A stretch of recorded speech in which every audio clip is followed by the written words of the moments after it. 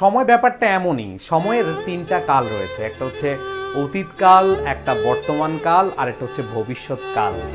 ছিলাম, আছি, থাকবো, আমরা সবাই এই জায়গাটা কিন্তু জানি।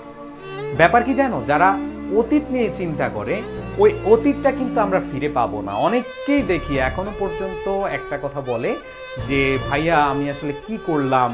হ্যাঁ, অনেকে অতীতকে নিয়ে ভাবতে ভাবতে তার বর্তমান সময়ের যে মূল্যবান সময়গুলো নষ্ট করে দেয়। মনে রাখবা, অতীত নিয়ে এবং ভবিষ্যৎ নিয়ে কখনো ভাববে না, কারণ এই তিনটা সময়কালের মধ্যে এই দুইটা কাল তোমার জীবনের জন্য হুমকি স্বরূপ হতে পারে।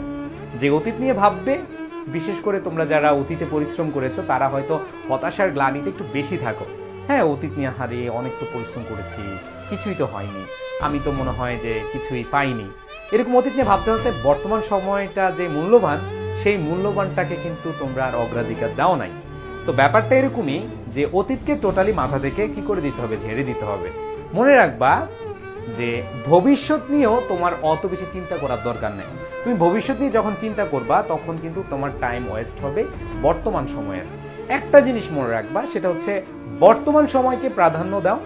বর্তমান সময় তুমি কিভাবে সময়কে কাজে লাগাচ্ছ, কিভাবে তুমি সেটাকে প্রপার ইউজ করে নিজের ভবিষ্যৎটাকে গড়তে চাও, সেটা যদি তুমি বুঝো তাহলে তোমার ভবিষ্যৎ লাগবে না, ভবিষ্যৎ এমনি এমনি ক্রিয়েট হয়ে যাবে।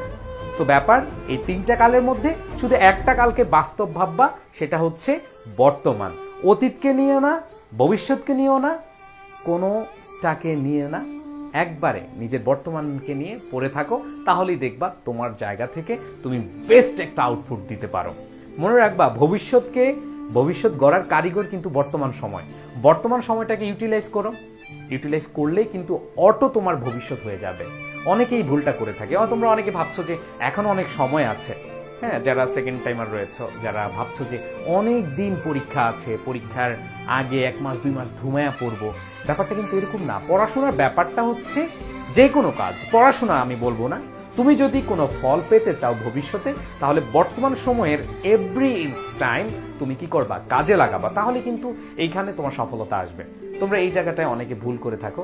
আমার বিশ্বাস যে এই জায়গাটায় বর্তমান সময়টাকে যে মূল্য দিবে, সে কখনো অতীতকে নিয়ে পড়ে থাকবে না, সে ভবিষ্যৎকে নিয়ে পড়ে থাকবে না। সে অবশ্যই মনে রাখবে যে বর্তমানটাই হচ্ছে তার চেঞ্জ মেকার।